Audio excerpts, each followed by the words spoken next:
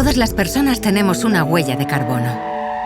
Nuestras acciones repercuten en el medio ambiente, especialmente la energía que consumimos en nuestro hogar o transporte, que en muchos casos suponen la emisión a la atmósfera de gases de efecto invernadero, como el dióxido de carbono, generando una huella. ¿Sabes que en BBVA podemos calcularla? Para hacerlo tenemos en cuenta, entre otros, tus recibos domiciliados en BBVA y los consumos en gasolineras pagados con tus tarjetas BBVA del año en curso. ¿Y cómo calculamos tu huella de carbono? Los datos de los que partimos son medidos en euros, así que usamos un algoritmo que nos ayuda a traducir esos euros a cantidades energéticas.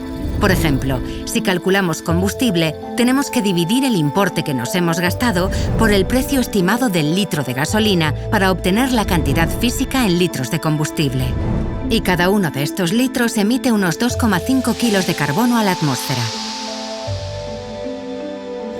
Y te preguntarás, ¿para qué sirve saber cuál es mi huella de carbono acumulada este último año? Para tomar conciencia y perspectiva.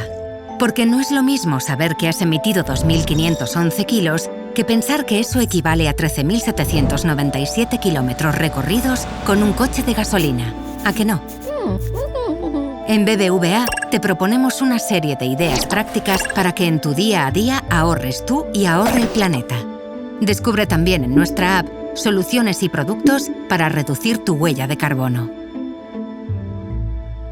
BBVA, creando oportunidades.